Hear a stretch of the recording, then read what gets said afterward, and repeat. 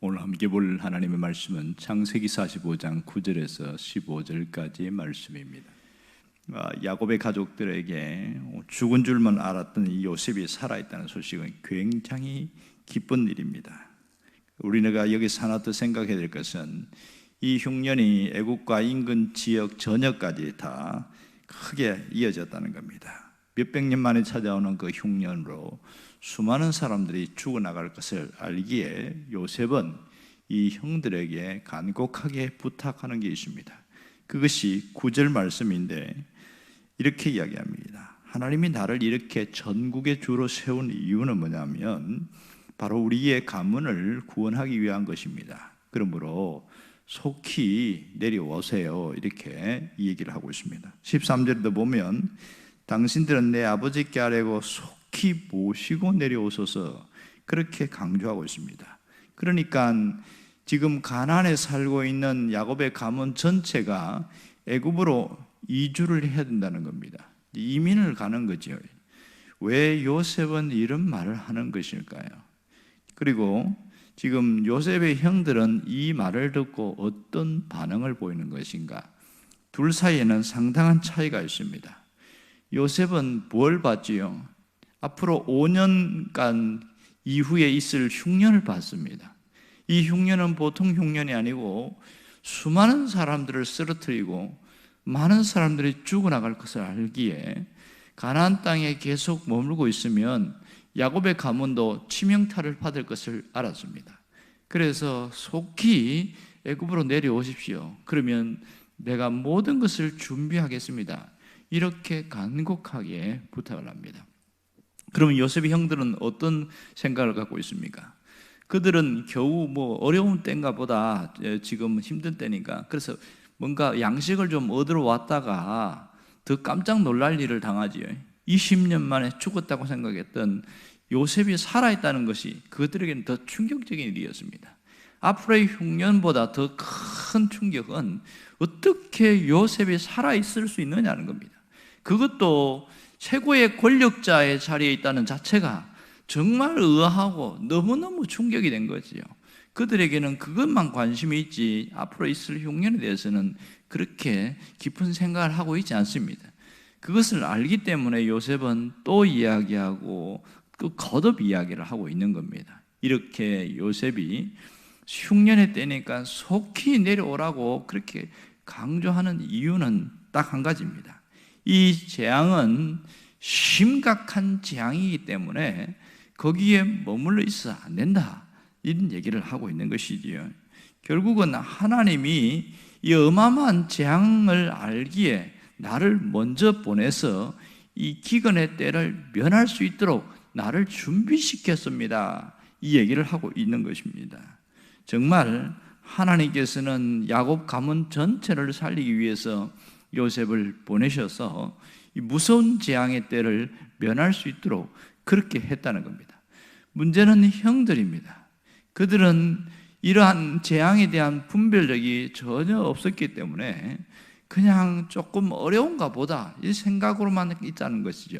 그러니까 요셉과 요셉의 형들의 생각의 온도차가 너무 크다는 것을 우리가 잘 알 수 있습니다. 여기서 하나님께서 우리에게 주시는 분명한 메시지가 있습니다. 그것이 무엇일까요? 그것은 오늘 우리가 이 시대를 살아가고 있는 우리가 분별력을 가지라는 겁니다. 현실을 분별하고 앞으로 다가올 미래를 분별할 수 있는 분별력을 가지라. 이게 첫 번째입니다. 그리고 오늘 현재에만 만족하지 말고 내일을 준비하고 내일을 위해서 모든 것을 갖추어 나가는 준비성이 대단히 중요하다, 그 얘기를 하고 있는 것이죠. 미래를 준비하지 않은 사람은, 그래서 오늘에 급급하게 살아가고 안일하게 살아간 사람들은 당장 문제가 생기면 정신을 못 차리고 휘청거리는 것을 많이 보게 되어집니다. 지금 우리는 어떻게 살고 있습니까? 어디에 관심을 갖고 있느냐 하는 겁니다.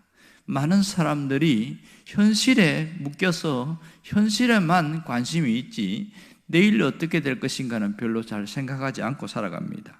미래가 어떻게 될 것인가? 그거보다 더 급한 것은 지금 내가 당면한 오늘 현실의 문제 해결하는 것이 훨씬 중요하게 느껴지거든요. 그러나 그것만 생각하다 보면 앞으로 그 다음의 것을 준비되지 않으면 우리는 많은 어려움을 겪을 수 있다는 게 우리가 알고 있는 상식입니다. 하나님은 우리가 어떻게 살기를 원하실까요? 오늘 현실에만 만족하지 말고 내일을 준비하는 자로 살아가라. 그것이 하나님이 원하는 뜻입니다. 내일을 준비해라. 사람들이 자꾸 현실에 안주하려고 하는데, 그러나 그 다음 눈에 보이지 않는 내일이 있다는 거예요.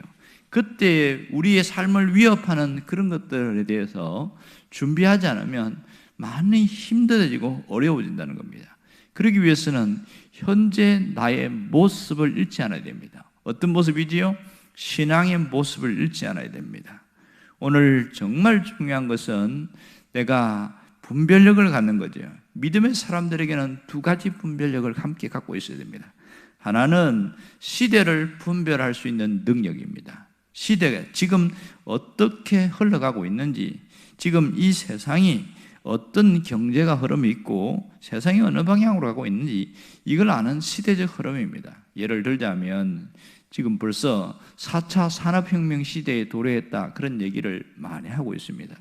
4차 산업혁명의 키워드는 두 가지인데, 하나는 지능이고 또 하나는 연결입니다.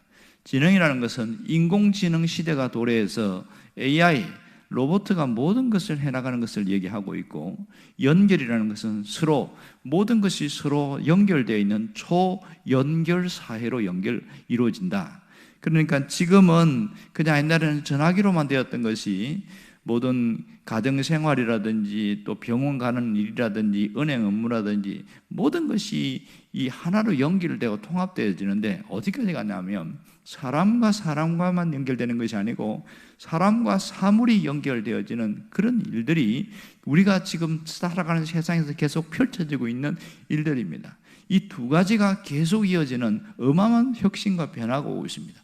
우리가 거기에 따라갈 수는 없지만 시대가 이렇게 가는구나, 그 정도는 알고 있어야 되는 거지요. 우리가 신앙인들이 가져야 될 분별력은 영적 분별력입니다. 이것은 반드시 있어야 하는 거죠. 그러니까 하나님의 뜻과 인간의 욕심의 경계선 사이를 분별할 수 있는 분별력이 있어야 내가 어느 방향으로 가는지가 정확하게 이해되어집니다. 지금 일어나고 있는 이 현상 속에서 하나님의 역사와 사탄의 역사가 어떻게 나타나는가를 두 가지를 볼 수 있는 분별력이 있어야 됩니다. 이 시대는 더 복잡하고 또 혼돈에 빠져 있고 이 상당히 어려워지고 있어요. 시대 자체가 상당히 뭔가 혼합 뒤섞여 있단 말이에요. 이 속에서 영적 분별력을 가져야 바로 내 신앙을 지켜나갈 수가 있게 되더라는 겁니다. 정말 영적 분별력 중에 가장 중요한 것은 아무리 세대가 바뀌고 시간이 흘러도 변함없는 딱 한 가지가 있습니다. 그것은 사람은 반드시 죽는다는 겁니다. 반드시 죽는다. 무슨 뜻일까요? 그러니까 이런 분별력을 갖고 있는 신앙인은 죽음을 준비할 줄 알아야 되고, 죽음 이후의 세계에 대해서 미리 알고 준비하는 자가 되어야 된다는 겁니다. 이것이 신앙인들에게는 죽음 이후의 세계는 상급으로 연결될 것이고, 믿지 않는 자들에게는 죽음을 준비하는 그런 자들이 되겠지요. 성경은 분명히 이야기하고 있습니다. 한 번 죽는 것은 사람들에게 정하신 것이요, 그 후에는 반드시 심판이 있을 것이다. 이것은 아무리 세상이 바뀌고 세월이 흘러도 변함없는 진리입니다. 그러므로 우리가 이 영적인 분별력을 가지고 죽음에 대한 준비가 정말 우리에게는 변함없이 해야 될 일입니다. 우리에게 가장 기쁜 소식은 무엇입니까? 죽음 이후에도 내가 하나님과 함께 살 수 있다는 소식입니다. 세상의 가장 기쁜 소식은 예수 그리스도가 오셔서 우리의 모든 죄 문제를 해결하고 인생의 문제를 해결하러 오셨다는 그 소식입니다. 믿든지 안 믿든지 그것은 변함이 없는 것이지요. 우리가 마지막 살아있을 때 가져야 될 신앙의 모습은 내가 할 수 있는 그 시간까지 가능한 한 그것을 갖고 살아가고 또 전할 수 있으면 전하는 거죠. 여기서 지금 내가 갖춰야 될 신앙의 모습은 뭘까요? 바로 분명한 것은 나의 가치관을 바꾸고 삶을 바꿔 나가는 일입니다. 정말 이것을 뭐라고 그러냐면 그리스도인들의 변화다 이렇게 말합니다. 세상적인 가치관이 아니라 신앙적인 가치관으로 바꾸고 우리의 삶이 세속에 물들어 있는 삶이 아니고 영적인 삶으로 달라지는 이런 삶의 방식을 바꿔 나가는 것, 이것이 주님이 가장 기뻐하는 일입니다. 오늘 여러분이 그 신앙으로 세워지기를 주의 이름으로 축원합니다.